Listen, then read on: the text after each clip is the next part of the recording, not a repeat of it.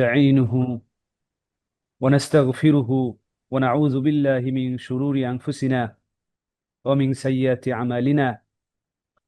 من يهده الله فلا مضل له ومن يضلله فلا هادي له، وأشهد أن لا إله إلا الله وحده لا شريك له، وأشهد أن محمدا عبده ورسوله। أما بعد،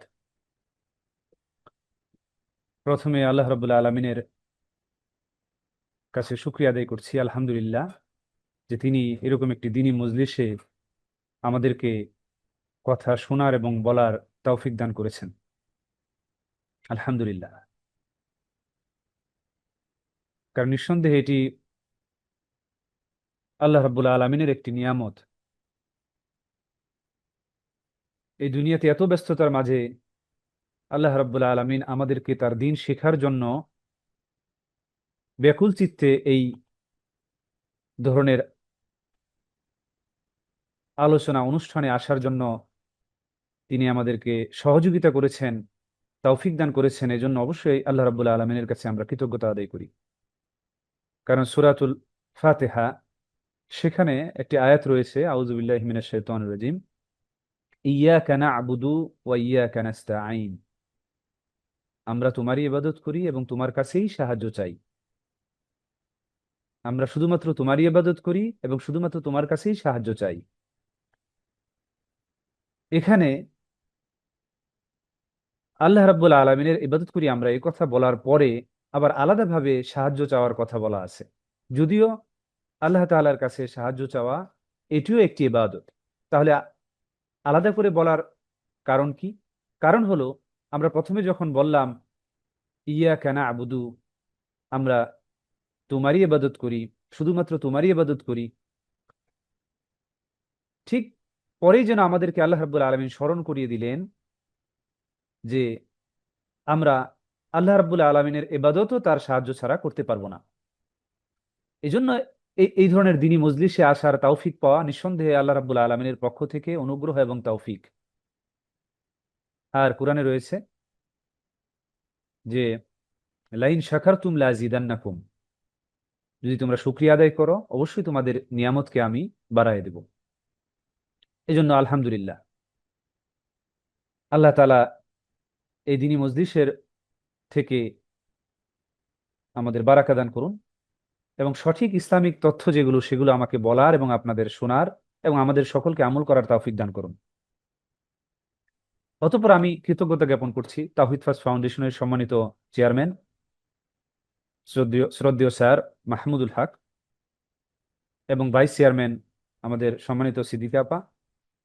তাদের অক্লান্ত প্রচেষ্টার ফলেই এই দ্বীনি মাজলিসগুলো দূর দূরান্ত থেকে আমরা পরস্পর শোনার এবং বলার সুযোগ পেয়ে যাচ্ছি। আলহামদুলিল্লাহ, আল্লাহ তাআলা এই প্রতিষ্ঠানকে মুসলিম উম্মার জন্য একটি সঠিক দিন প্রচারের একটা প্ল্যাটফর্ম হিসেবে আল্লাহ তাআলা যেন কবুল করেন এবং কিয়ামতের সেই দিনে মিজানের পাল্লায় আল্লাহ রাব্বুল আলামিন যেন এই প্রতিষ্ঠানের যারা কর্মকর্তা কর্মচারী এবং যারা অক্লান্ত পরিশ্রম করে যাচ্ছেন তাদের মিজানের পাল্লা যেন আল্লাহ তাআলা ভারী করে দেন।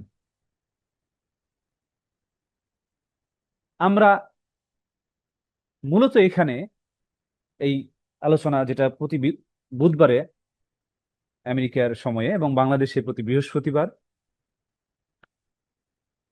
এখানে মূলত যে কাজটি আমরা করার চেষ্টা করব ইনশাআল্লাহ, সেটি হলো দুইটি বই। একটি হলো মানহাজুস সালাফ, আরেকটি হলো আল আজবিবা আল মুফিদা আনিল মাসাইল। বিসমিল্লাহির রহমানির রহিম।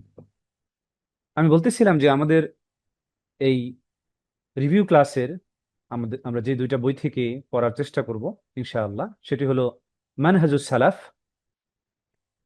এবং আরেকটি হলো আজবিবা আল মুফিদা আন আসইলাতুল মানাহিজ আল জাদিদা। দুটি বই। প্রথমেই আমি এই বইয়ের পরিচয় একটু তুলে ধরতে চাচ্ছি। কারণ হলো মানহাজুস সালাফ, এই বইটি মূলত শায়েখ নাসিরউদ্দিন আলবানী রাহিমাহুল্লাহ তার একক কোনো বই নয়। এটি মূলত সৌদি আরবের একজন শায়েখ, নাম হলো শায়েখ ডক্টর সাদি ইবনে মুহাম্মদ ইবনে সালিম আলে নুমান, তিনি জামিউ তুরাসিল আল্লামা আলবানী ফিল মানহাজ, মানে শায়েখ আলবানী রাহিমাহুল্লাহর ৩০০-র অধিক যে বই রয়েছে, সেখান থেকে তিনি সালাফদের মানহাজের ব্যাপারে যে কথাগুলো তিনি বলেছেন, সেগুলোকে তিনি একটি কিতাবে সংকলন করেছেন, একত্রিত করেছেন আরবিতে। তো বাংলা ভাষায় যেহেতু শায়েখ নাসিরউদ্দিন আলবানীর কতিপয় বই অনুবাদ হয়েছে, সবগুলো হয়নি, কারণ ওনার শায়েখের বই মোর দেন 300 অর নিয়ারেস্ট 300। বাংলা ভাষা এবং শায়েখের যেহেতু একক সালাফদের মানহাজের ব্যাপারে কোনো বই নেই, ফলে সৌদি আরবের সেই বিখ্যাত স্কলার শায়েখ ডক্টর সাদি ইবনে মোহাম্মদ ইবনে সালিম, তিনি শেখ নাসিরউদ্দিন আলবানীর সমস্ত তুরাজ থেকে, বইগুলো থেকে তিনি সালাফদের মানহাজের ব্যাপারে তিনি যে কথাগুলো বলেছেন সেগুলো একত্রিত করেছেন। পরবর্তীতে শায়েখ শহীদুল্লাহ খান মাদানী হাফিজাহুল্লাহ, তারই এক মেধাবী ছাত্র শায়েখ আবদুল্লাহ মাহমুদ, তিনি সেই বই থেকে বেশিরভাগ তথ্য নিয়ে অনুবাদ করেছেন সালাফ, মানহাজুস সালাফ, এবং তিনি নিজেও তার কিছু টিকা সেখানে সংযোজন করেছেন। তবে তিনি বইয়ের শুরুতে বলে দিয়েছেন যে এখানে কোন কথাটি তার নিজের থেকে বলা হলো এবং কোন কথাগুলো শায়েখ নাসিরউদ্দিন আলবানীর বিভিন্ন কিতাব থেকে নেওয়া হলো।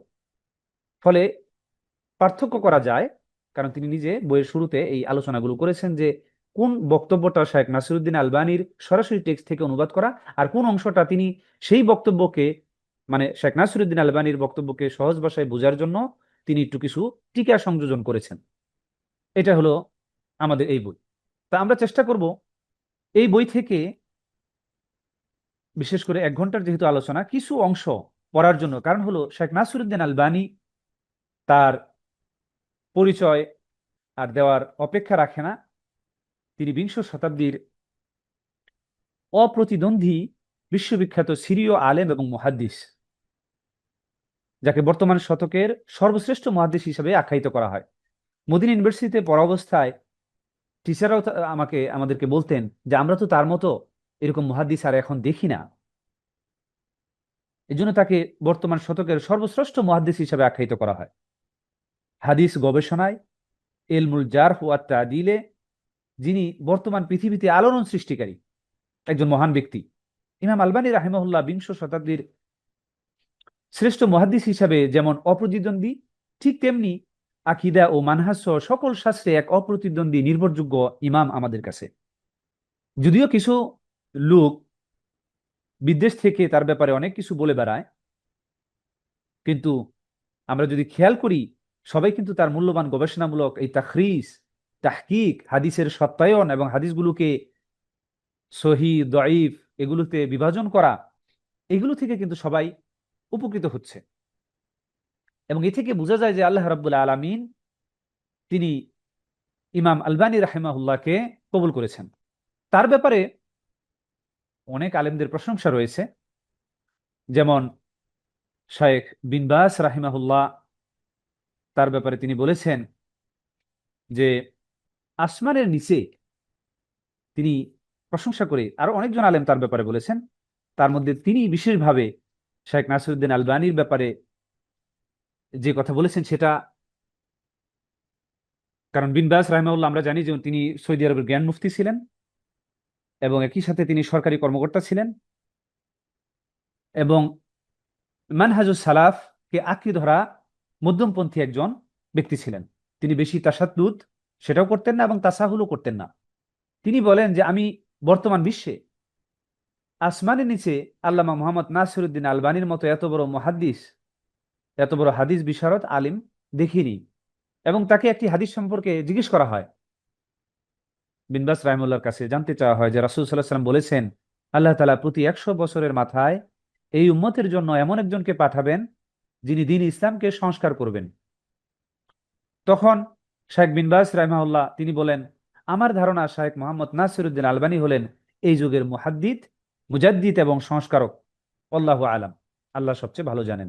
আল্লামা ইমাম শায়েখ মোহাম্মদ ইবনে সালেহ আল উসাইমিনও তার ব্যাপারে প্রশংসা করেন, এবং শায়েখ তিনি নিজে বলেন যে শায়েখের সাথে বিভিন্ন বৈঠকাদিতে বসার পর বুঝতে পেরেছি তা হলো যে তিনি সুন্নাহর প্রতি আমল এবং আমল আকীদা উভয় ক্ষেত্রেই বিদআত উৎখাতে খুবই আগ্রহী। তার লিখিত বই পুস্তক পড়ে তার ব্যাপারে জানতে পারলাম যে তিনি হাদিসের সনদ এবং মতন, মতন মানে হলো হাদিসের মূল টেক্সট যেটা, আর সনদ হলো নবী সাল্লাল্লাহু আলাইহি ওয়াসাল্লাম থেকে হাদিসটা যে আমাদের কাছে আসছে বিভিন্ন বর্ণনাকারীর মাধ্যমে, তাদের চেইন, সিলসিলা। তিনি হাদিসের সনদ এবং মতন উভয় ক্ষেত্রে পর্যাপ্ত জ্ঞানের অধিকারী। এই সকল বই পুস্তক দ্বারা আল্লাহ তাআলা অনেক মানুষকে উপকৃত করেছেন। যেভাবে জ্ঞানার্জনের ক্ষেত্রে তারা লাভবান হয়েছে, তদ্রূপ নীতি নির্ধারণ এবং হাদিস শাস্ত্রের প্রতি আগ্রহ সৃষ্টির ক্ষেত্রেও তারা লাভবান হয়েছেন। এটি মুসলমানদের জন্য বড় একটি প্রাপ্তি, আলহামদুলিল্লাহ।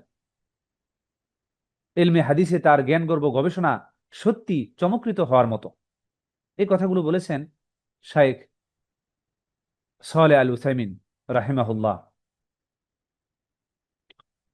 আর অনেক মুফাসসির, যেমন খ্যাতনামা মুফাসসির আল্লামা শাইখ মোহাম্মদ আল আমিন শানকিতি, তিনি শাইখ আলবানীকে বিস্ময়করভাবে সম্মান করতেন। বিশেষ করে মদিনা মসজিদে শাইখ আমিন শানকিতি তিনি তাফসির করতেন, এবং তার সামনে দিয়ে যদি শাইখ আলবানী হেঁটে যেতেন তাহলে সম্মানার্থে তিনি দাঁড়িয়ে যেতেন এবং সালাম প্রদান করতেন।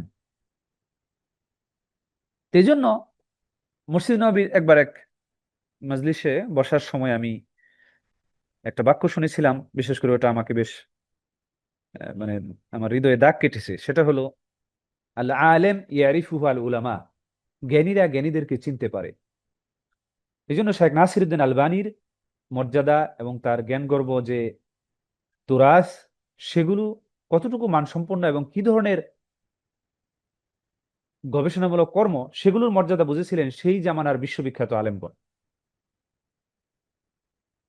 সেই নাসিরউদ্দিন আলবানী রাহিমাহুল্লাহ তারই বিভিন্ন বই পুস্তকে তিনি সালাফদের মানহাজ, তাদের পথ এবং কর্মপদ্ধতি সম্পর্কে যে কথাগুলো বলেছেন, সেই কথাগুলো নিয়েই মূলত এই মানহাজুস সালাফ, এই বাংলা বইটি, যেটি প্রায় 550 পৃষ্ঠার কাছাকাছি। তবে ভয় পাওয়ার কিছু নেই, এত পৃষ্ঠা আপনাদের পড়তে হবে না একদিনে। ইনশাআল্লাহ আমরা আস্তে আস্তে এই বই থেকে তার মানহাজ সংক্রান্ত রাহিমাহুল্লাহ যে কথাগুলো, সেগুলো আমরা জানার চেষ্টা করবো ইনশাআল্লাহ।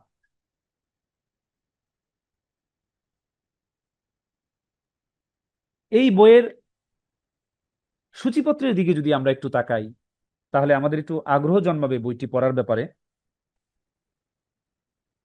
তিনি বইয়ের সূচিপত্রে প্রথমে সালাফি মানহাজের পরিচয়মূলক তার যে বক্তব্যগুলো, সেগুলো একত্র করা হয়েছে এই মানহাজুস সালাফি প্রথম বইটিতে।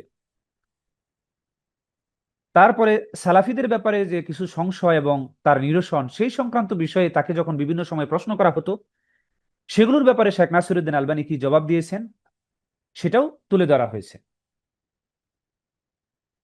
যেমন সুন্নাহ বাস্তবায়ন করা কি উম্মতকে বিভক্ত করে কিনা, তাওহীদ এবং আকীদার মতামত উম্মতকে বিভাজনের মূল কারণ কিনা।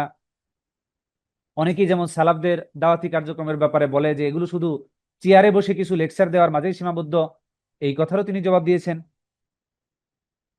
আবার অনেকে অভিযোগ করে সালাফিরা কি ইমামদের সম্মান করে না, বা সালাফিরা ইমামদেরকে সম্মান করে না। শাইখ নাসিরউদ্দিন আলবানী এই ব্যাপারে জবাব দিয়েছেন। তারপরে অনেকেই সালাফিদেরকে গোঁড়া বলে, কারণ সালাফিরা যেহেতু কোরআন এবং সুন্নাহকে আঁকড়ে ধরার চেষ্টা করেন গভীরভাবে, ফলে কিছু মানুষ যারা শিথিলতা করে তারা এটাকে গোঁড়ামি মনে করে।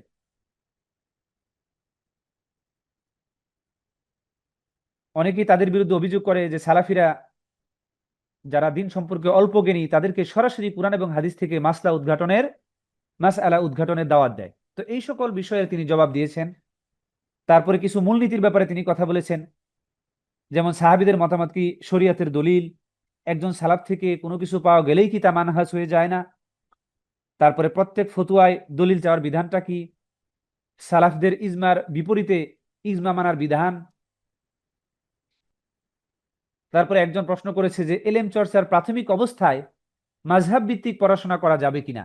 নাসিরউদ্দিন আলবানী রাহিমাহুল্লাহ এটার তিনি জবাব দিয়েছেন। তারপরে তালিবুল ইলম যে জ্ঞান অর্জন শুরু করে অথবা জ্ঞান অর্জন করে, সিকার অফ নলেজ, এই তালিবুল ইলমের জন্য যে মাযহাব সর্বাধিক উত্তম এবং উপযোগী, কোন মাযহাব, আসলে কি সে কোনো মাযহাব অনুসরণ করবে কিনা। তারপরে শরীয়তকে উসুল এবং ফুরুআত মানে বিভিন্ন শাখা প্রশাখায় বিভক্ত করা যাবে কিনা, তারপরে ফিকি মাসালার সকল মত কি সঠিক কিনা, ইবাদতগত এবং আকীদাগত কুফর এবং বিদআতের মাঝে কোনো পার্থক্য আছে কিনা, এইসব মূলনীতিও তিনি তার বিভিন্ন বইয়ে এইসব মূলনীতির বা এইসব প্রশ্নের ব্যাপারে তিনি কথা বলেছেন এবং সেগুলো এই বইয়ের আলোচনার বিষয়বস্তু এবং এখানে জমা করা হয়েছে। এবং যারা বিদআত করে এবং বিদআতীদের তাদের ব্যাপারে যে বিধানগুলো সেগুলোর ব্যাপারে তিনি বিভিন্ন প্রশ্নের আলোকে উত্তর দিয়েছেন। যেমন বিদআতীদের তওবা কি কবুল হবে কিনা, তারপরে বিদআতী এবং ফাসিকদের বর্জন করার বিধান, তারপরে বিদআতীর জন্য দোয়া এবং মাগফিরাত কামনা করা এবং তাদের জানাজা পড়ার বিধান, বিদআতীদের প্রশংসা করার বিধান, বিদআতীদের শিক্ষকের কাছে পড়াশোনা করার বিধান। মানহাজ সম্পর্কে অনেকের দেখা গেল মানহাজের আলোচনা বুঝতে একটু কষ্ট হয়, কিন্তু আমি মনে করি যে সালাফুল মানহাজুস সালাফ এই বইয়ের থেকে আমরা যখন এই শায়েখ নাসিরউদ্দিন আলবানীর মানহাজগত বিভিন্ন প্রশ্নের উত্তর তিনি দিয়েছেন যেভাবে, সেগুলো যখন আমরা জানবো ইনশাআল্লাহ মানহাজ বিষয়টা বোঝা আমাদের জন্য সহজ হবে ইনশাআল্লাহ। আসলে মানহাজুস সালাফ এই প্রশ্নের বা এই বিষয়ের আলোচনারই প্রয়োজন পড়ে কি, কেন? কারণ হলো যে আল্লাহ রাব্বুল আলামিন তিনি তার দিন ইসলামকে অনেক বৈশিষ্ট্যমণ্ডিত তিনি করেছেন এবং তন্মধ্যে অন্যতম বৈশিষ্ট্য হচ্ছে তিনি দিন ইসলামকে সংরক্ষণের দায়িত্ব তিনি নিজেই নিয়েছেন। যেমনটি আল্লাহ রাব্বুল আলামিন তিনি বলেন, ইন্না নাহনু নাজ্জালনা যিকরা ওয়া ইন্না লাহু লাহাফিজুন, আমি কুরআন অবতীর্ণ করেছি এবং আমি তার সংরক্ষণ করব। আল্লাহ রাব্বুল আলামিন কুরআন অবতীর্ণ করেছেন এবং তিনি তার সংরক্ষণ করবেন। তার মানে এই দিনকে সংরক্ষণ করার দায়িত্ব আল্লাহ রাব্বুল আলামিন তিনি নিজে নিয়েছেন এবং এই লক্ষ্যে তিনি যুগে যুগে এমন মহৎ লোকদের আবির্ভাব ঘটিয়েছেন যারা দিনকে সংরক্ষণ করার নিমিত্তে নিজেদের সবকিছু বিসর্জন দিয়েছেন। আমরা যদি পূর্বেকার জামানার ইমামদের বা আলেমদের জীবনী পড়ি আমরা স্তম্ভিত হয়ে যাব। ইলম অর্জনের জন্য তারা কি না করেছেন, হাজার হাজার মাইল ট্রাভেল করা, একটা হাদিসের জন্য শত শত মাইল পাড়ি দেওয়া, এবং দিনের জ্ঞান অর্জনের জন্য অনেকেই দেখা গেল বিবাহ পর্যন্ত করেননি, কারণ তারা মনে করেছেন যে দিনের জ্ঞান অর্জন করে মানুষকে এটা সম্পর্কে জানানো অধিক বেশি জরুরি তাদের কাছে মনে হয়েছে। যদিও তারা বিবাহ করাকে এটাকে ডিনাই করেনি, এটাকে তারা সুন্নাহ হিসাবেই মনে করতেন, কিন্তু তারা দিন অর্জনকে বেশি কল্যাণকর মনে করেছেন। কারণ আল ইলম ইউহাফিজু সাহিবাহু আনিল হালাক, জ্ঞান তার অন্বেষণকারীকে ধ্বংস থেকে রক্ষা করে।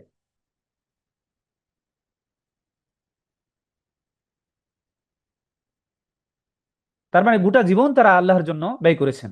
এজন্য এরকম কিতাবও আছে, আল উলামা আল উজ্জাব, যে সকল আলেমরা দ্বীনি জ্ঞান অর্জনের জন্য বিবাহ করেনি তাদের জীবনী নিয়ে সংক্রান্ত কিতাব।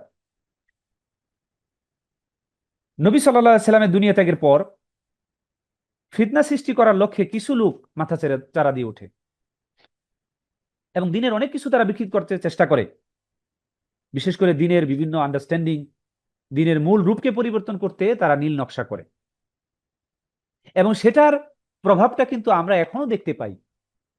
এখন যেহেতু অনলাইনের যুগ, আপনাদের চোখেও এটা ধরা পড়ে। আল আফকার আল খাতিয়া আল্লাতি তান্তাশিরু বাইনা শাবাকাত তাওয়াসুল আল মুস্তামা, মানে বিকৃত ধরনের চিন্তা ভাবনা যেগুলো বিভিন্ন ইন্টারনেটের এই সামাজিক যোগাযোগ মাধ্যমগুলোতে ছড়িয়ে আছে। বিশেষ করে এখন একদল আছে যারা বলে যে কোরআনই যথেষ্ট, সুন্নাহর প্রয়োজন নেই। আবার যারা এগুলো বলে তারা সত্যিকার অর্থে কোরআনকেও ফলো করছে না, কোরআনের আয়াতগুলোকে তারা ভুলভাবে ব্যাখ্যা করছে। ওয়ামা ইয়ানতিকু আনিল হাওয়া ইন হুয়া ইল্লা ওয়াহয়ুন ইউহা, রাসূলুল্লাহ সাল্লাল্লাহু আলাইহি ওয়াসাল্লাম সম্পর্কে আল্লাহ রাব্বুল আলামিন তিনি বলছেন যে ওয়ামা ইয়ানতিকু আনিল হাওয়া, তিনি তো নিজে থেকে কিছু বলতেন না। ইন হুয়া ইল্লা ওয়াহয়ুন ইউহা, তার উপর যা ওহী করা হয় সেটাই তিনি বলতেন। অনেকরা এটাকে শুধু মনে করতেন যে এটা হলো শুধু কোরআনের আয়াতগুলো, অতএব হাদিসের ব্যাপারে তার বক্তব্য যেগুলো আসে এগুলো তার নিজের মন গড়া থেকে অনেক কিছু আসছে। অথচ আমরা মনে করি যে কোরআন এবং সুন্নাহ উভয়টাই আল্লাহ রাব্বুল আলামিনের ওহী। রাসূল সাল্লাল্লাহু আলাইহি ওয়াসাল্লাম নিজে থেকে এগুলো কোনো কিছুই তিনি করেননি, যেগুলো এবং কোনো নবীদের জন্য এটা শোভনীয় নয় যে তারা দিনের নামে নিজেদের থেকে কিছু বলবেন, বরং সে সমস্ত কিছু আল্লাহ রাব্বুল আলামিনের নির্দেশিত বিধান তিনি শুধু মানুষদের মাঝে জানিয়ে দিয়েছেন। কারণ কোরআন এক জায়গায় আছে যে ফাযাক্কির ইন্নামা আনতা মুযাক্কির, your job is to deliver the message. আপনার কাজ হলো মানুষের কাছে বার্তাকে পৌঁছে দেওয়া। তাহলে কোরআন এবং সুন্নাহ সমস্ত কিছুই আল্লাহ রাব্বুল আলামিনের বিধান, এগুলো মানুষকে জানিয়ে দেওয়ার দায়িত্ব পালন করেছে নবী রাসূলগণ। প্রত্যেক যুগেই আল্লাহর বিধান ছিল, সেগুলো সেই জামানার নবীগণ এবং রাসূলগণ তারা মানুষের কাছে পৌঁছে দিয়েছেন। তাহলে যেহেতু কোরআনের আয়াতগুলো ভুলভাবে ব্যাখ্যা করা হচ্ছে এবং ব্যাখ্যা করে একদল মানুষকে কোরআন থেকে সুন্নাহ থেকে দূরে সরানোর নামে মূলত দিন থেকেই সরিয়ে ফেলানো হচ্ছে। আজকে আমার আলোচনার বিষয়বস্তু ইন্ট্রোডাক্টরি স্পিচ হিসেবে আপনারা ধরে নেন, যেন আমাদের ভিতরে আগ্রহ জন্মায় মানহাজুস সালাফ বুঝার এবং সেই অনুসারে আমল করার। যদিও আমাদের আজকের আলোচনায় একটি অংশ আছে যে আজবিবাল মুফিদা, এই বই থেকে আমরা আরবি টেক্সট পড়বো, ইনশাল্লাহ আমরা পড়বো যদি আজকে আমরা সময় ওরকম যথাযথ পাই, এবং আমরা চেষ্টা করব যে আরবি টেক্সটগুলো পড়ার স্লোলি, যাতে আপনারা বুঝতে পারেন, এবং একই সাথে আমি একটা টেক্সটে কয়েকবার রিপিট করব যেন আরবি শোনার মাধ্যমে আমাদের এই ভাষাগত দক্ষতা বাড়ে। কারণ ভাষা মূলত শোনার মাধ্যমেই মানুষ শিখে। ভাষাবিদদের অ্যানালাইসিসে যদি আমরা দেখতে পাই, একটা শিশু যার শ্রবণ শক্তি নাই সে কিন্তু কথা বলতে পারে না, অথচ তার জিহবা এবং ভাষা বলার অন্যান্য সমস্ত অর্গানগুলো তার আছে, কিন্তু কেন বলতে পারে না? কারণ সে শুনে নাই। আর যে অন্ধ কিন্তু কানে শুনে সে কিন্তু কথা বলতে পারে। তার মানে হলো ভাষা শেখার জন্য চোখের যে দৃষ্টিশক্তি সেটা জরুরি না, but listening capability is must for understanding a language. কিন্তু শোনার ক্যাপাবিলিটি এটা দরকার ভাষা শেখার জন্য। এই জন্য আমরা যখন আরবি বারবার শুনতে থাকবো, বলতে থাকবো, বিশেষ করে শোনার দ্বারা মুখের জড়তা কেটে যায়। এটা অনেকেই কাছে আশ্চর্য লাগতে পারে যে আমরা তো জানি যে পড়ার দ্বারা মুখের জড়তা কাটে, সেটা তো আছেই, কিন্তু শোনার দ্বারা জড়তা বেশি কেটে যায়, ফ্লুয়েন্সি বেড়ে যায়। এই জন্য আমি চেষ্টা করবো আরবি টেক্সটগুলো কয়েকবার করে রিপিট করতে ইনশাআল্লাহ। আমাদের এই ক্ষুদ্র প্রচেষ্টা, আমি আমার যে ব্যক্তিগত কথা চেষ্টা করব সেগুলো মানে একান্ত প্রয়োজন ছাড়া না বলা, কিন্তু আমার মনে হয় যে সে কিছু ক্ষেত্রে বলা প্রয়োজন। কিন্তু বেশিরভাগই আমি চেষ্টা করব শেখ নাসিরউদ্দিন আলবানী তিনি কি বলেছেন সেটা তুলে ধরার, এবং একই সাথে আরেকজন শায়েখ, যখন আমরা আরবি বইটা পড়বো সেখানে শায়েখ ডক্টর সালেহ ইবনে ফৌজান আল ফৌজান তিনি কি কি বলেছেন সেটা সরাসরি আপনাদেরকে তুলে ধরতে। কারণ আমি এখনো ছাত্র, আর তারা হলেন বিশ্ববরণ্য স্কলার, আর জ্ঞান অর্জন করতে হয় জ্ঞানীদের থেকে, যারা সত্যিকার অর্থে স্কলার তাদের থেকে নিব, আমি নিব, আপনারা নেবেন, ইনশাআল্লাহ আমরা উপকৃত হব। এই জন্য আহমদ ইবনে হাম্বলের দর্শে যখন তার ছাত্ররা লিখতেছিলেন, তিনি একটা হাদিস বলার পরে তখন তিনি বলেছেন ছাত্রদেরকে, এই একজন লিখতেছিল পিছনে, তখন বলছে তুমি কি করছো? বলছে আপনি শাহেদ যা বলছেন আমি সেটা উকাইয়ুদু, আমি লিখছিলাম। বলছে না, বরঞ্চ জ্ঞান অর্জন করো আসল মাজদার থেকে, সেই যারা এটা বলেছেন সেই সাহাবী বা রাসূল সাল্লাল্লাহু আলাইহি ওয়াসাল্লাম যেভাবে বলেছেন সেই সরাসরি মূল টেক্সট থেকে তোমরা গ্রহণ করো। এই জন্য দিনের নামে এখন, কারণ স্বাভাবিকভাবে আমরা মনে করছি অনেকেই যে কোরআন এবং সুন্নাহ হাদিসের বইগুলো আমাদের সামনে আছে, কোরআনের আয়াতগুলো আমাদের সামনে আছে, তাহলে সরাসরি কোরআনের আয়াত আমি নিজে পড়ে আমল করা শুরু করলেই তো হয়ে যাচ্ছে।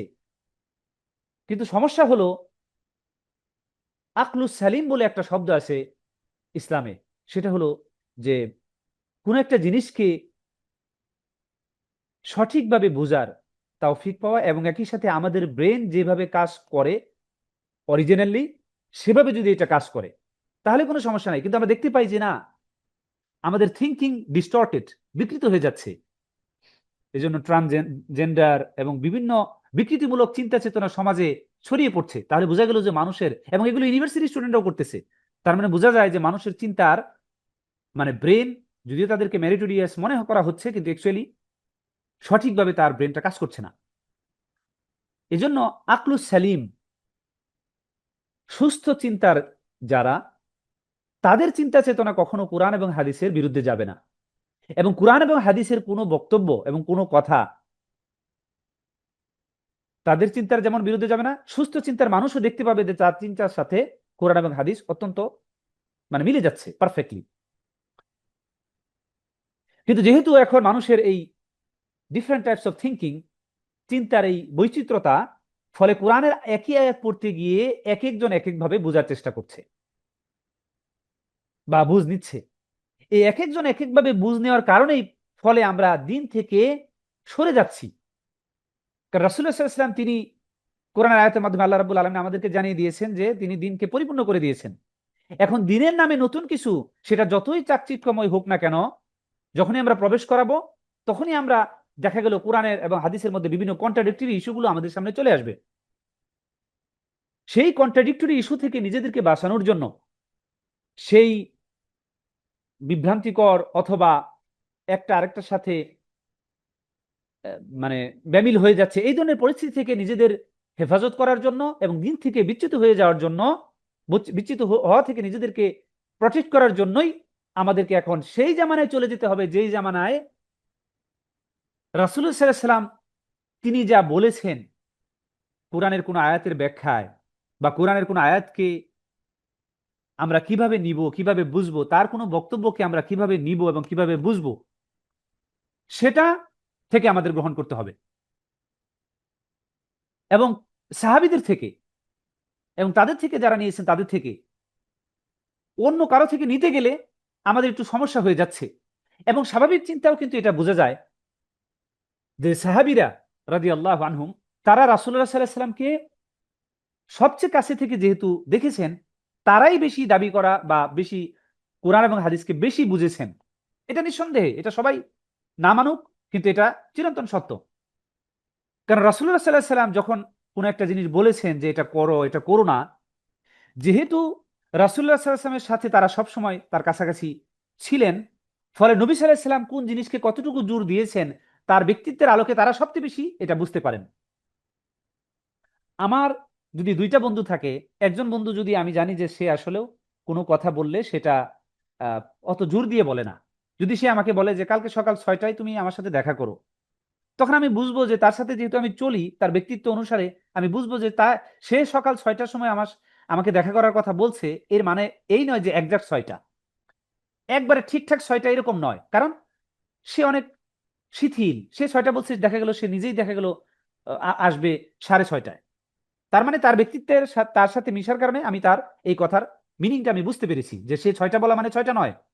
কিন্তু যখন একজন স্ট্রং ব্যক্তিত্ব সম্পন্ন একজন ব্যক্তি, যিনি তার কথার 1 সেকেন্ড এদিক সেদিক করেন না, তিনি যখন বলবেন যে আগামীকালকে সকাল 6টায় তুমি আমার সাথে দেখা করো, তখন তার ব্যক্তিত্ব অনুসারে আমি কিন্তু তাকে বুঝবো যে না, তিনি 6টা বলেছেন মানে এটা 6টা মানে 6টা, এটা 6টা মানে 6টা 1 মিনিট নয়।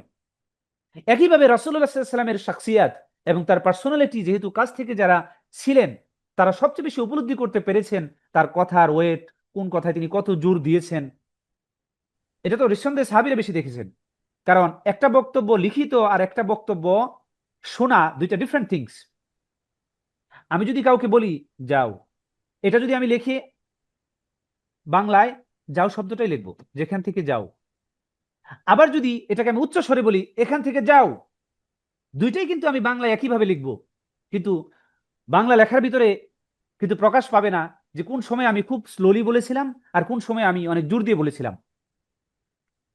তাহলে সাহাবীরা রাদিয়াল্লাহু আনহুম তারা কিন্তু এই জিনিসটা পেয়েছেন রাসূলুল্লাহ সাল্লাল্লাহু আলাইহি ওয়াসাল্লামের কাছ থেকে, যে কোন অর্ডারটা কত শক্তভাবে আঁকড়ে ধরতে হবে।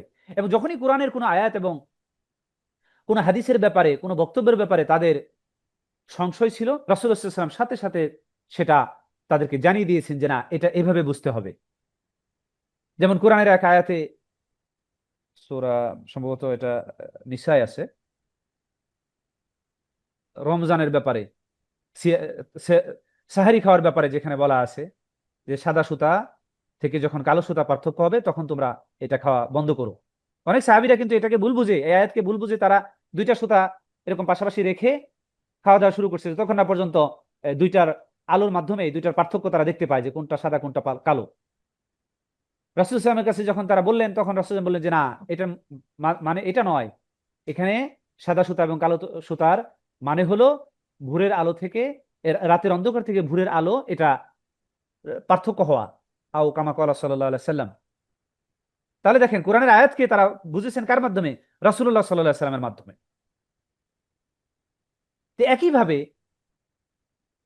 আমরা যখন কোরআন এবং হাদিসের অর্থ বোঝার চেষ্টা করব, আমরা তখন ফিরে যাব যে রাসূল সাল্লাল্লাহু আলাইহি ওয়াসাল্লামের সাহাবীরা এটাকে কিভাবে প্রয়োগ করেছেন, নবী সাল্লাল্লাহু আলাইহি সাল্লাম কোরআনের সেই আয়াতটাকে তিনি তার জীবনে কিভাবে প্রয়োগ করেছেন। এজন্যই প্রয়োজন পড়ে আমাদের মানহাজুস সালাফ। কারণ তা না হলে আমরা নিজেদের মতো করে বুঝ নিয়ে যখন আমরা চলতে যাব, তখন বিভিন্ন ক্ষেত্রে আমাদের সমস্যা হবে। কারণ নিজেদের মতো বুঝ নিয়ে চলতে গেলে অনেক সময় দেখা গেল কোরআনের একটা শব্দের অর্থ নিয়ে আমরা বোঝা শুরু করব। যেমন ওয়া আবুদুল্লাহ হাত্তা ইয়াতিয়াকাল ইয়াকিন, আল্লাহর ইবাদত করো যতক্ষণ না পর্যন্ত তোমাদের ইয়াকিন আসে। স্বাভাবিকভাবে ইয়াকিন শব্দের অর্থ হলো দৃঢ় বিশ্বাস। এই ধরনের অনেক সুফিবাদী লোকেরাও কিন্তু এটা মনে করে যে এই আয়াতের মানে তারা এই আয়াতকে এভাবে ব্যাখ্যা করে যে আল্লাহর ইবাদত করতে হবে যতক্ষণ না পর্যন্ত ইয়াকিন আসে। তার মানে ইয়াকিন চলে আসলে তখন আর ইবাদত নাই। এজন্য সুফিরা অনেকেই মনে করে জীবনে নামাজ মাত্র একবার, মানে ইয়াকিন চলে আসছে অতএব আর নামাজের দরকার নাই। কারণ তারা ইয়াকিন অর্থ নিয়েছে দৃঢ় বিশ্বাস, দৃঢ় বিশ্বাস চলে আসছে অতএব নামাজের দরকার নাই। কিন্তু রাসূলুল্লাহ সাল্লাল্লাহু আলাইহি ওয়াসাল্লাম তিনি আবার এক হাদিসের মাধ্যমে জানিয়ে দিলেন এখানে ইয়াকিন মানে হলো মৃত্যু। তাহলে আমরা কোরআনের সেই আয়াতের বুঝটা আমরা রাসূলুল্লাহ সাল্লাল্লাহু আলাইহি ওয়াসাল্লামের হাদিসের মাধ্যমে নিলাম। তো এইভাবে মানহাজুস সালাফ মানে এই প্রথম যুগেকার সেই আল কুরুন আল মুফাদ্দালা,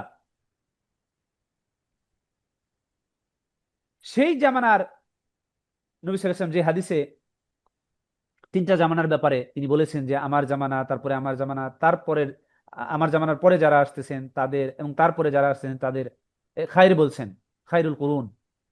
ফলে এই তিন জামানার আন্ডারস্ট্যান্ডিং আমাদেরকে নিয়ে চলতে হবে।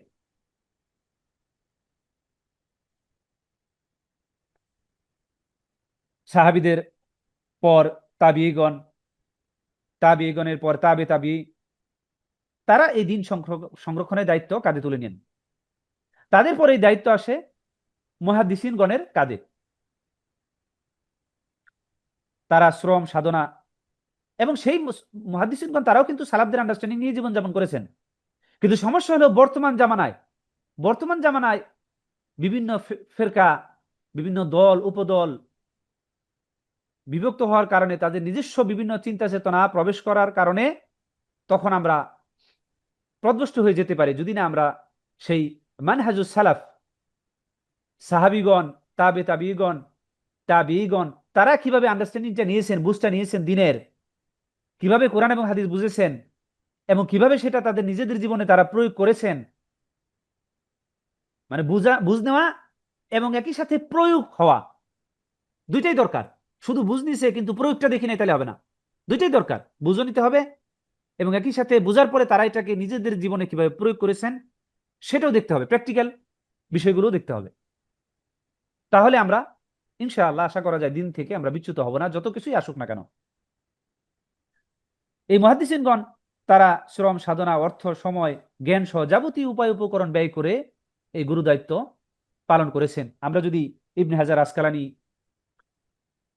তারপরে শেখ নাসিরউদ্দিন আলবানী, ইমাম বুখারী, ইমাম মুসলিম, ইমাম আহমদ ইবনে হাম্বল রাহিমাহুমুল্লাহ জামিয়ান, তাদের জীবনে যদি আমরা পড়ি, এবং আমাদের পড়া উচিত, কারণ ইতিহাস না পড়লে আসলে মানুষ বর্তমানকে বুঝে না। দিনের বিষয়কে আমরা যদি সত্যিকার অর্থে বুঝতে চাই তাহলে আমাদেরকে নিঃসন্দেহে ইতিহাস পড়তে হবে সবাইকে।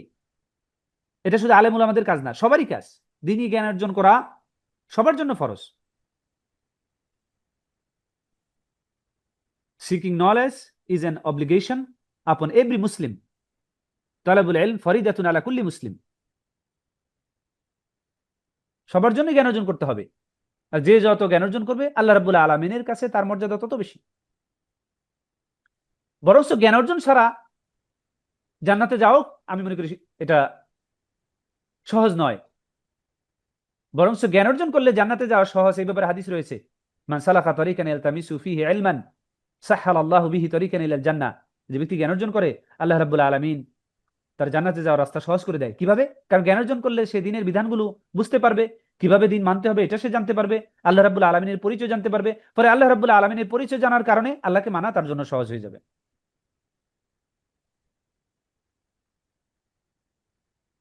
এই জন্য বিশ্ববিখ্যাত সেই আলেমগণ, ইমাম শাফি, ইমাম আহমদ ইবনে হাম্বল, ইমাম বুখারী, ইমাম ইবনে আবি হাতেম, ইমাম নওবী, শাইখুল ইসলাম ইমাম ইবনে তাইমিয়া, ইমাম ইবনে হাজার আসকালানি, ইমাম জালালউদ্দিন সুয়ুতি, ইমাম শাওকানি, ইমাম শাহ ওলিউল্লাহ মুহাদ্দিস দেহলভী, ইমাম মিয়া নাজির হোসেন দেহলভী, ইমাম শাহ ইসমাইলের মতো মহৎ ব্যক্তিগণ এই দিনের খেদমত করেছেন। তাদের জীবনী পড়তে হবে, তাদের কাজগুলো আমাদের করার চেষ্টা করতে হবে, অথবা যে সকল আলেমরা তাদের ব্যাপারে কথা বলেন তাদের কথা শুনতে হবে। এবং এরই ধারাবাহিকতায় আমাদের শেখ নাসিরউদ্দিন আলবানী তারকা সমতুল্য।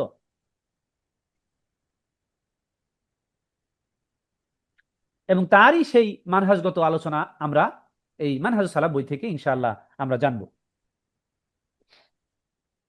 তাহলে মানহাজ বিষয়টা আমরা মোটামুটি বুঝতে পারছি যে কেন এটা জরুরি, কেন এটা শিখা, এটা জানা আমাদের জরুরি। কারণ এখন দিনের নামে সবাই তো বলতেছে আমরা সঠিক দিনের উপরে আছি, সবাই বলতেছে আমরা কোরআন এবং সুন্নাহ ফলো করি। তাহলে কোরআন এবং সুন্নাহ সবাই ফলো করলেও সালাফদের আন্ডারস্ট্যান্ডিং অনুসারে যারা ফলো করে আমরা থাকতে চাই সেই দলের সাথে, আমরা আমাদের জীবন পরিচালনা করতে চাই সেই বুঝ অনুসারে। এই জন্য মানহাজ এটার অর্থ হলো পন্থা ও পদ্ধতি, তার মানে হলো দিন পালনের পন্থা ও পদ্ধতি। এবং এই মানহাজ মানুষকে শিক্ষা দেয় কোন পদ্ধতিতে আকীদা শিখতে হবে, আকীদা লালন করতে হবে, কোন পদ্ধতিতে ইবাদত এবং মুআমালাত করতে হবে, কোন পদ্ধতিতে মানুষ সমালোচনা এবং পর্যালোচনা করতে হবে, এবং কাউকে কাফের ফতোয়া দেওয়া এটাও আমাদেরকে জানতে হবে। সাহাবীরা, তাবিগণ, তাবিগণ তারা কিভাবে কাফের ফতোয়া দিয়েছেন। এখনকার মতো যে কোনো ঢালাও যে কাউকে কাফের ফতোয়া দেওয়া যাবে না। মোট কথা, আমরা আমাদের জীবনে কিভাবে দিন পালন করব তার সঠিক দিক নির্দেশনা প্রদান করা হলো এই মানহাজের কাজ। তার মানে মানহাজটা আমাদের জানা জরুরি। তা না হলে আমাদের জীবনে কিভাবে আমরা দিন পালন করব সেটা আমরা বুঝতে পারবো না। অথবা আমরা বিশুদ্ধ এবং সঠিক মানহাজের ব্যাপারে জ্ঞানের ঘাটতি থাকলে দিন পালন করা যেমন অসম্ভব হবে, অনেক সময় দিন পালন ঘাটতির কারণে দিন পালন করতে গিয়ে বাড়াবাড়ি করে ফেলবো, অথবা মানে বাড়াবাড়ি বলতে দিনের মধ্যে যেটা নাই সেটার ব্যাপারে কড়াকড়ি করা বা অতিরিক্ত কিছু চাপাই দেওয়া, সারাসারি করা, অথবা দিনের মধ্যে যেটা আছে সেটার ব্যাপারে শিথিলতা করা, এগুলো আমাদের দ্বারা হয়ে যাবে। এই জন্য মানহাজের বিষয়গুলো আমাদের জানা জরুরি।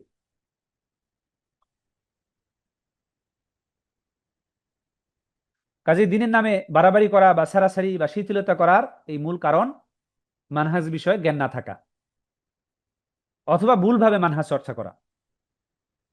আল্লাহ রাব্বুল আলামিন আমাদেরকে সঠিক মানহাজ বুঝার তৌফিক দান করুন।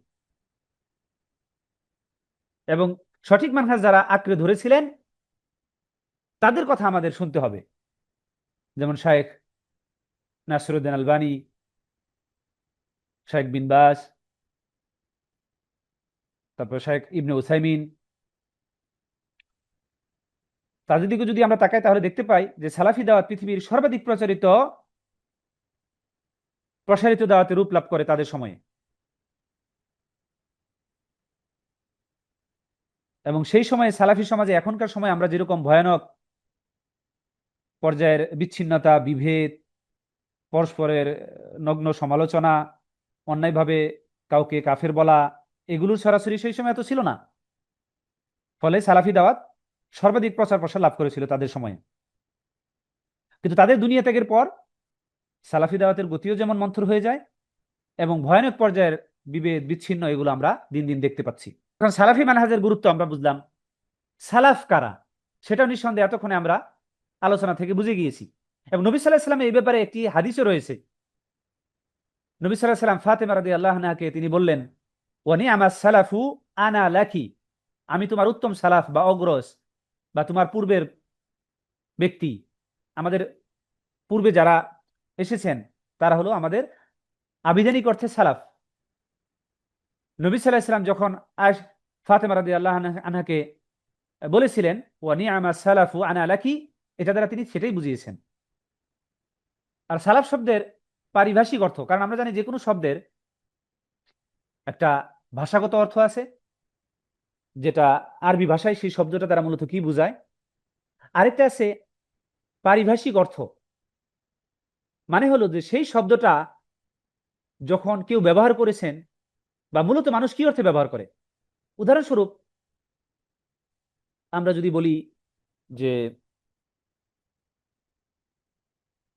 ফিক, ফিক অর্থ হলো আন্ডারস্ট্যান্ডিং, বুঝ, কিন্তু ফিকের এটা একটা লিটারাল অর্থ বা আবিধানিক অর্থ, কিন্তু এটার একটা পারিভাষিক অর্থ আছে। ফিক ফিক বলতে আমরা কিন্তু ইসলামিক শরীয়তের একটা পরিভাষা, সেখানে ভিন্ন অর্থে ব্যবহার হয়।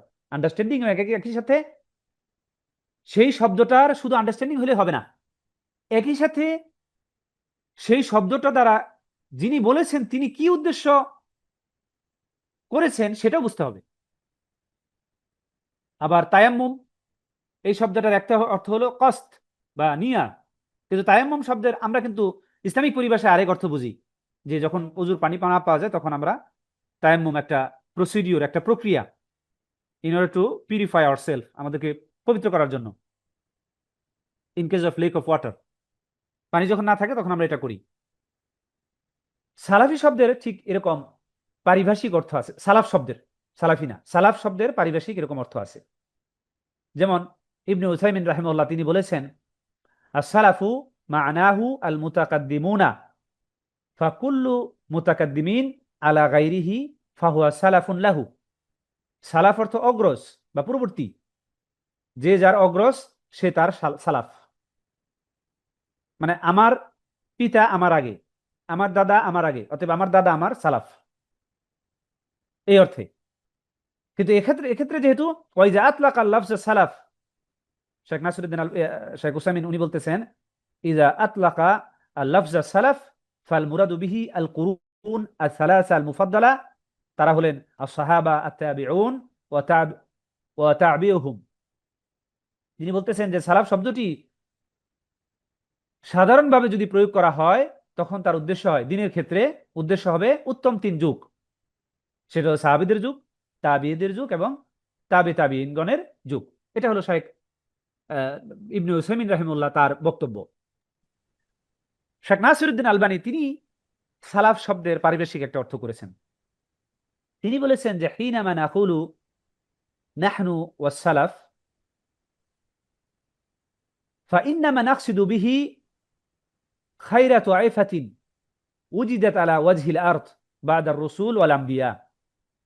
শেখ নাসিরউদ্দিন আলবানী তিনি বলতেছেন, যখন আমরা সালাফ শব্দ ব্যবহার করব তখন তা দ্বারা উদ্দেশ্য নবী রাসূলগণের পরে ভূপৃষ্ঠের সর্বশ্রেষ্ঠ দল। আমি আমার এই আলোচনা বিভিন্ন সময়ে আরবি টেক্সটগুলো আমি পড়ার চেষ্টা করব, এবং শিশুরা যেইভাবে আরবি শিখে, এই ভাষা শিখে, আমরা যদি খেয়াল করি যাদের ছোট বাচ্চা আছে, বিশেষ করে শিশুরা 2 বছর বয়সের মাথায় 2-1টা শব্দ বলা শুরু করে, আর 3 বছর থেকে মোটামুটি বাক্য গঠন করতে পারে 2-3 শব্দের। আরো ভালো থাকলে, মানে ভালো বলতে যেই শিশুর সাথে বেশি কথা কথা বলা হয় এবং কার্টুন দেখা, টেলিভিশন দেখা, এগুলো থেকে যাকে দূরে রাখা হয়, কারণ কার্টুন অথবা এই স্থির চিত্র এগুলো শিশু চিন্তাকে থামায় দেয়। ফলে যেই শিশুগুলো বাবা মার সাথে অধিক ইন্টারেকশন, কথোপকথনের সুযোগ পায় এই 3 বছরের আগ দিয়ে, এই সময়গুলোতে বাবা মা সাথে যদি পরিবারে দাদা দাদি থাকে অথবা চাচা চাচি থাকে, সেই শিশুগুলোর ভাষাগত দক্ষতা দ্রুত বেড়ে যায়। এবং যেই শব্দগুলো আমরা বারবার তাদের সাথে রিপিট করি সেগুলো তারা দ্রুত শিখে ফেলে। তার মানে ভাষা মূলত মানুষ এভাবে শিখে, সেটা হলো শব্দগুলো রিপিটেশন, বারবার শোনার মাধ্যমে। এবং তার প্র্যাকটিক্যাল একটি প্রমাণ হলো বড়দের ক্ষেত্রে উম্মাল বা যারা সৌদি আরবে বা বিভিন্ন ইউরোপ, এই আরব কান্ট্রিগুলোতে কাজ করতে যায়, আমরা দেখতে পাই যে সেই মানুষগুলো within 6 month they can speak in Arabic, যদিও তাদের আরবি গ্রামারের বিষয়গুলো জানা নেই। কারণ গ্রামার কিন্তু ভাষার পরে সৃষ্টি হয়েছে, ভাষা সৃষ্টি হয়েছে আগে। ফলে গ্রামার ছাড়াও ভাষা শেখা যাবে কিভাবে? কাসরাতু সিমা, অধিক বেশি শোনার মাধ্যমে। একই শব্দ আমি যে শব্দগুলো বলছি, এই রসুল, আম্বিয়া, ওয়াজহুল আরদ, আলা, উজিদাত, তায়েফা, খায়রুন, নাকসিদু বিহি, এই শব্দগুলো বারবারই আসবে। সালাফ, ওয়া নাহনু, নাকুল, হিনামা, এই শব্দগুলো বারবারই আসবে। ফলে আমরা যদি একটু ধৈর্য ধরে শুনতে থাকি, কারণ এটা হাদিস কিনা নাকি স্টেটমেন্ট আমার জানা নেই, কিন্তু বাক্যটা মনে আছে, সেটা হলো আল ইলম লা ইয়াতি ইল্লা বিসবর ওয়াল ইজতিহাদ।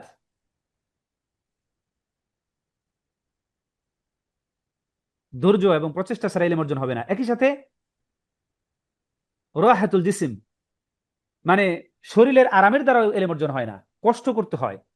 আর তলব ইলমের এটা একটা কষ্টর জায়গা, সেটা হলো যে ধৈর্য ধরে শোনা। এখানে আপনারা প্রায় 2 ঘন্টার অধিক সময় ধরে এখানে শুনছেন। এটা অবশ্যই ইজতিহাদের প্রয়োজন এবং অত্যন্ত ধৈর্যের প্রয়োজন। কোরআনে আছে ওয়াল্লাযিনা জাহাদু ফিনা লানাহদিয়ান্নাহুম সুবুলানা, ওয়াল্লাযিনা জাহাদু ফিনা লানাহদিয়ান্নাহুম সুবুলানা। যারা আল্লাহর রাস্তায় প্রচেষ্টা ব্যয় করে, অবশ্যই আমি তাদেরকে আমার রাস্তায় পরিচালিত করব। এজন্য এটা আমাদের একটা প্রচেষ্টা।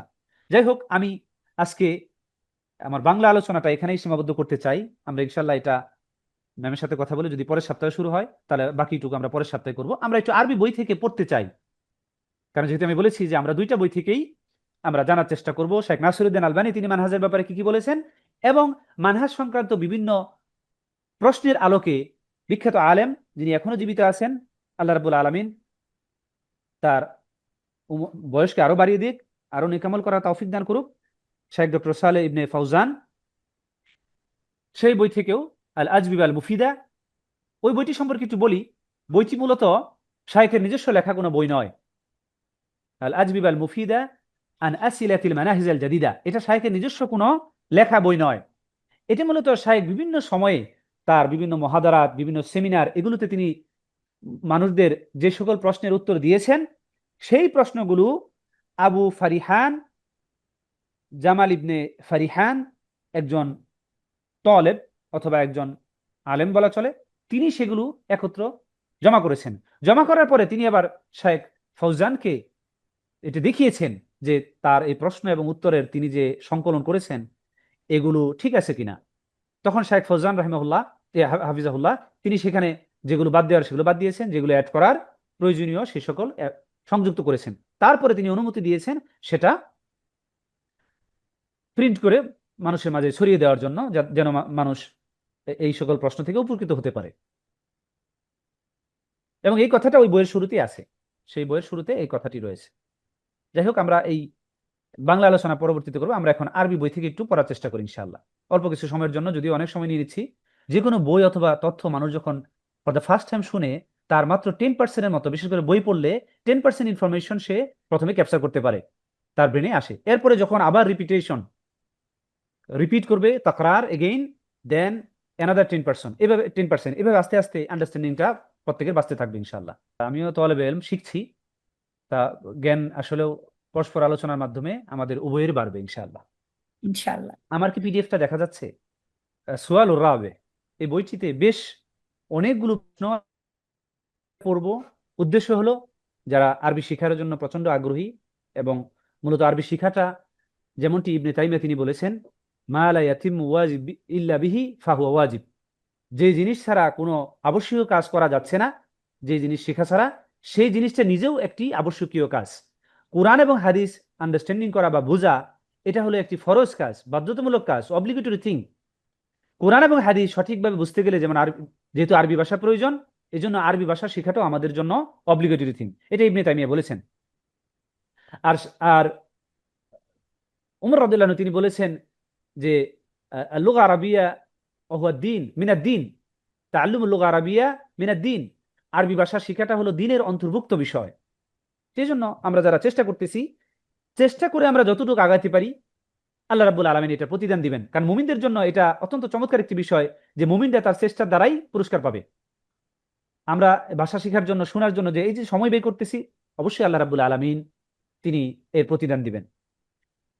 4 নম্বর প্রশ্নে বলা আছে, ওয়ানাসমাউ কাসীরান আম্মা ইউসাম্মা বিল জামাআত আল ইসলামিয়া ফি হাযাল আসর ফি মুখতালিফি আনহাইল আলাম। একজন প্রশ্ন করতেছেন যে আমরা ইদানিং অনেক শুনতে পাই যে বিশ্বের বিভিন্ন জায়গায় ইসলামী জামাআত নামে বিভিন্ন ধরনের জামাতের ব্যাপারে। ফামা আসলু হাযিহি তাসমিয়া, ফামা আসলু হাজিহি তাসমিয়া, তার মানে হলো এই নামকরণের আসলটা কি, এটার মূল মূল কি, এই যে তারা নামকরণ করে জামাআত আল ইসলামিয়া।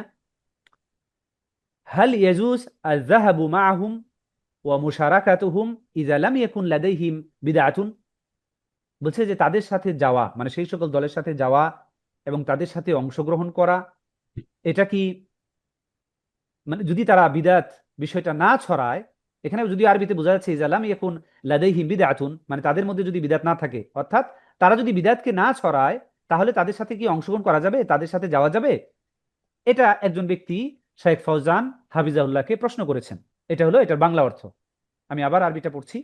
নাসমাউ কাসীরান আম্মা ইউসাম্মা বিল জামাআত আল ইসলামিয়া ফি হাযা আল আসর ফি মুখতালিফি আনহাই আল আলাম ফামা আসলু হাযিহি তাসমিয়া هل يجوز الذهب معهم ومشاركتهم إذا لم يكن لديهم بدعة؟ তারপরে তিনি জবাব দিচ্ছেন, الرسول صلى الله عليه وسلم أخبرنا وبين لنا كيف نعمل। الرسول صلى الله عليه وسلم أخبرنا وبين لنا كيف نعمل। নবী সাল্লাল্লাহু আলাইহি সাল্লাম আমাদেরকে জানিয়ে দিয়েছেন, তিনি আমাদেরকে দিক নির্দেশনা দিয়েছেন যে আমরা মূলত কি করব। মা তারাকা শাইয়ান ইউকাররিবু উম্মাতাহু ইলাল্লাহি ইল্লা বায়্যানাহু, মা তারাকা শাইয়ান ইউকাররিবু উম্মাতাহু ইলাল্লাহ ইল্লা বায়্যানাহু, তার উম্মতকে আল্লাহ রাব্বুল আলামিনের নিকটবর্তী করে এমন কোনো কিছুই তিনি বর্ণনা করা বাদ রাখেননি। ওয়া মা তারাকা শাইয়ান ইউবঈদুহুম মিনাল্লাহি ইল্লা বায়্যানাহু, যে সকল জিনিস উম্মতকে আল্লাহ রাব্বুল আলামিনের থেকে দূরে সরায় দেয় অথবা আল্লাহ এবং বান্দার মধ্যে দূরত্ব সৃষ্টি করে, সেই সকল বিষয় তিনি বর্ণনা করতে বাদ রাখেননি আলাইহিস সালাতু সালাম। ওয়া মিন যালিকা হাযিহিল মাসআলা, এবং এই মাসআলাটা হলো সেরকমই একটি বিষয়, এই প্রশ্নটা যে প্রশ্নটা করা হয়েছে এটা হলো সেরকম একটি বিষয়। ওয়া মিন যালিকা হাযিহিল মাসআলা ক্বালা সাল্লাল্লাহু আলাইহি ওয়াসাল্লাম ফাইন্না মান ইয়াইশ মিনকুম ফাসায়ারা ইখতিলাফান কাসীরা। নবী সাল্লাল্লাহু আলাইহি ওয়াসাল্লাম বলতেছেন যে আমার পরে আপনারা ভালো বাংলাটা যেটা অনুবাদ করা হয়েছে সেই বইয়ের মধ্যে দেখে নিয়েন, আপাতত শুধু আরবিটা শোনার জন্য এবং মিনিমাম একটা ধারণা নেওয়ার জন্য বাংলাটা শুনতে পারেন। নবী সাল্লাল্লাহু আলাইহি ওয়াসাল্লাম তিনি বলতেছেন ফাইন্নাহু মান ইয়াইশ মিনকুম ফাসায়ারা ইখতিলাফান কাসীরা, আমার পরে তোমরা যারা বসবাস করবে বা জীবিত থাকবে তারা অসংখ্য ইখতিলাফ, এই বিচ্ছিন্নতা, বিভাজন, মত পার্থক্য এগুলো তোমরা দেখতে পারবে। ওয়ালাকিন মা হুয়া আল ইলাজ ইনদা হুদুসি যালিক, তাহলে নবী সাল্লাল্লাহু আলাইহি ওয়াসাল্লাম যখন বললেন যে আমার মৃত্যুর পরে বা আমার পরে তোমরা এই ধরনের ইখতিলাফ, মতানৈক্য দেখতে পাবে, তাহলে এরকম যদি ঘটনা ঘটে তাহলে এটার ইলাজ কি, এটার চিকিৎসা কি, এটার প্রতিষেধক কি, এটার সমাধান কি?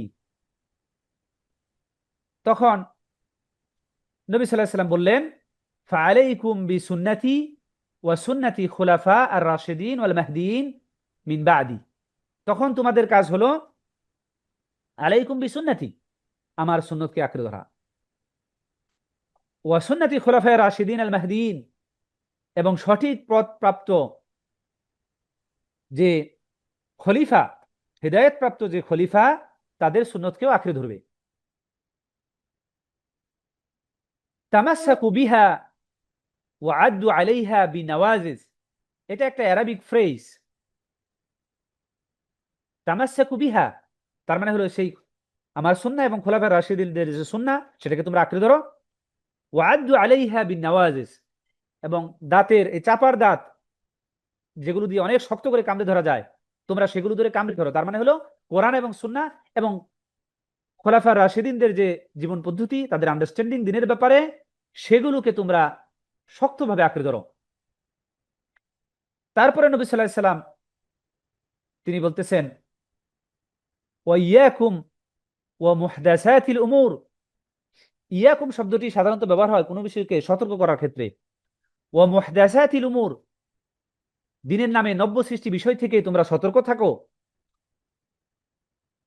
ফাইন্না কুল্লা মুহদাসাতিন বিদআতুন ওয়া কুল্লু বিদআতিন দালালাতুন, দিনের নামে যে বিষয়গুলো আছে নব্যসৃষ্ট বিষয়গুলো, সেগুলো হলো বিদআ, ওয়া কুল্লু বিদআতিন দালালা, সেগুলো এবং প্রত্যেকটা বিদআতই পথভ্রষ্টতা, মানে দিন থেকে তোমাদেরকে বিচ্ছিন্ন করে ফেলবে, দিন থেকে তোমাদেরকে বিচ্ছিন্ন করে ফেলবে। তাহলে নবী সাল্লাল্লাহু আলাইহি ওয়াসাল্লামের বাণী স্পষ্ট, ক্লিয়ার এন্ড কাট। فهذه الجماعات من كان منهم على هدي رسول الله صلى الله عليه وسلم والصحابة،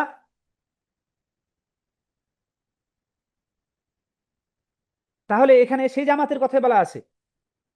অতএব মান কানা মিনহা আলা হাদি রাসূলিল্লাহ ওয়াস সাহাবাতি, যারা এই জামাতের এই নবী সাল্লাল্লাহু আলাইহি ওয়াসাল্লামের নির্দেশিত দিক পথ এবং সাহাবীদের নির্দেশিত পথের উপর থাকবে,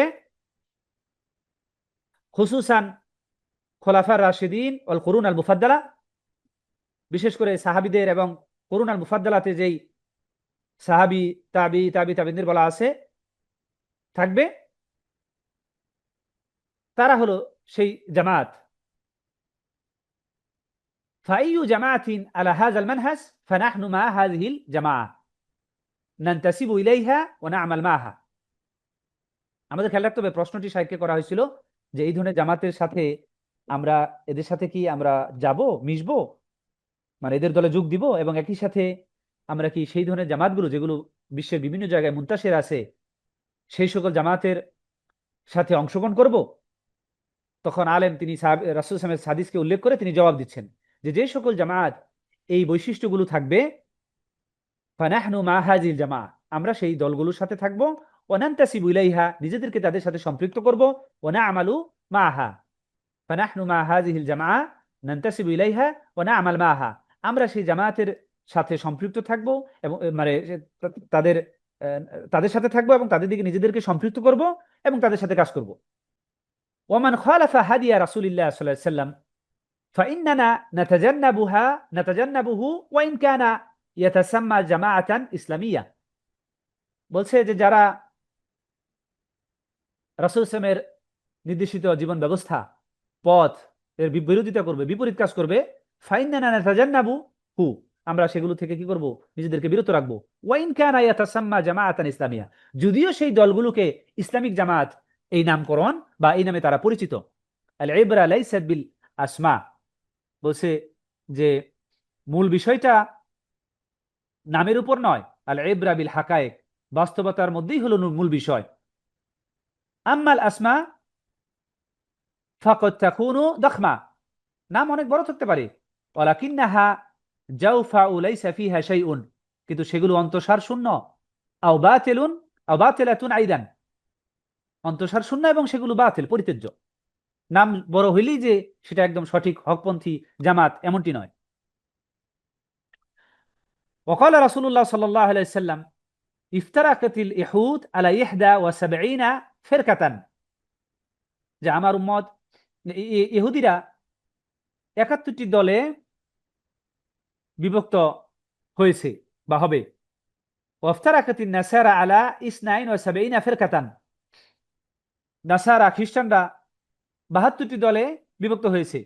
সাতাফতারিকু হাযিহিল উম্মাহ আলা 73 ফিরকাতান, আমার এই উম্মত তারা 73টি দলে বিভক্ত হবে। সাতাফতারিকু হাযিহিল উম্মাহ আলা 73 ফিরকাতান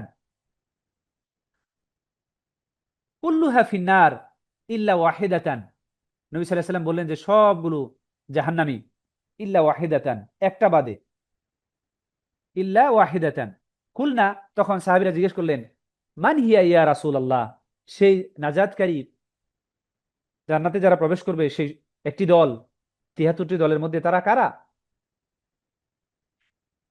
নবী সাল্লাল্লাহু আলাইহি ওয়াসাল্লাম তখন বললেন, ক্বালা মান কানা আলা মিসলি মা আনা আলাইহি আল ইয়াউমা ওয়া আসহাবি, বলছে আজকে আমি এবং আমার সাহাবীরা যেই দলের উপর আছি এটা হলো সেই দল। তাহলে আমাদের পথটা আত-তরিক ওয়াদিহুন, শায়েখ তারপর আরো বলতেছেন আত-তরিক ওয়াদিহুন, তাহলে পথ আমাদের স্পষ্ট। আল জামাআতু আল্লাতী ফিহা হাযিহিল আলামা, যে সকল জামাতের মধ্যে এই বৈশিষ্ট্যগুলো থাকবে, নাকুনু মাআহা, আমরা তাদের সাথে থাকব। ওমান কানা আলা মিসলি মা কানা আলাইহি রাসূলুল্লাহ সাল্লাল্লাহু আলাইহি ওয়াসাল্লাম ওয়া আসহাবুহু, ফাহুম আল জামাআতু আল ইসলামিয়া আল হাক্কা, সেটাই হলো সত্যিকারের ইসলামিক দল এবং তাদের সাথেই আমাদের থাকবো, আমরা থাকবো। আম্মা মান খালাফা হাযাল মানহাজ ওয়া সারা আলা মানহাজিল আখার, যারা এই পথ এবং কর্মপদ্ধতির বিরোধিতা করবে বা বিপরীতে চলবে অন্য কোনো পথের আলোকে, ফাইন্নাহু লাইসা মিন্না ওয়া লাসনা মিনহু, আমরা ফাইন্নাহু লাইসা মিন্না, সেগুলো আমাদের মধ্যে থেকে না, ওয়া লাসনা মিনহু, আমরাও তাদের মধ্যে না, তাদের অন্তর্ভুক্ত না। ওয়ালা নানতাসিবু ইলাইহি ওয়ালা ইয়ানতাসিবু ইলাইনা, ওয়ালা নানতাসিবু ইলাইহি ওয়ালা ইয়ানতাসিবু ইলাইনা, আমরা তাদের সাথে সম্পৃক্ত করছি না নিজেদেরকে, তারাও আমাদের সাথে সম্পৃক্ত করছে না। ওয়ালা ইউসাম্মা জামাআতান, এবং সেগুলোকে জামায়াতও বলা যাবে না, যারা আল্লাহ এবং তার রাসূলের বিপরীত মানহাজের উপর চলে এবং সাহাবীদের বিপরীত মানহাজের উপর চলে। ওয়াইন্নামা ইউসাম্মা ফিরকা মিন ফিরাকিল দাল্লাহ, বরং সেগুলোকে বলা হবে কোন একটি পথভ্রষ্ট দল। লিআন্নাল জামাআতা লা তাকুনা ইল্লা আলাল হক, কারণ জামায়াত শুধুমাত্র, জামায়াত শব্দটা ব্যবহার হবে শুধুমাত্র হকের উপর যে সকল দল আছে তাদেরকেই। ফাহুয়া আল্লাযী ইয়াজতামিউ আলাইহি আন-নাস আম্মাল বাতিল ফাইন্নাহু ইউফাররিকু ওয়া লা ইয়াজমাউ, কারণ সত্যিকারের হকের জামাত সেখানেই মানুষ জমা হয় তাদের সাথে, আর বাতিল যেগুলো ফাইন্নাহু ইউফাররিকু ওয়া লা ইয়াজমাউ, বাতিলগুলো কি করে পরস্পরকে বিচ্ছিন্ন করে দেয়, সেগুলো কি হয় এই ওয়া লা ইয়াজমাউ, মানুষ সেখানে জমা হয় না, বরং মানুষদেরকে তারা আরো বিচ্ছিন্ন করে ফেলে। আল্লাহ রাব্বুল আলামিন তিনি বলতেছেন যে, নিচে আয়াতটি আছে, ওয়াইন তাওয়াল্লাউ ফাইন্নামা হুম ফি শিকাক, আর যদি তারা বিমুখ হয় তাহলে তারা রয়েছে কেবল বিরোধিতায়। এই কথা বলে তিনি এই প্রশ্নটি শেষ করেছেন। আমি আর আমার কথাকে আজকে আর দীর্ঘায়িত করতে চাচ্ছি না, যেহেতু বাংলায় আলোচনাটা বেশ অংশটা দীর্ঘায়িত হয়ে গেছে। আমরা এরপর ইনশাআল্লাহ ব্যালেন্স করার চেষ্টা করবো ইনশাআল্লাহ। আসসালামু আলাইকুম রহমতুল্লাহি ওয়া বারাকাতুহু।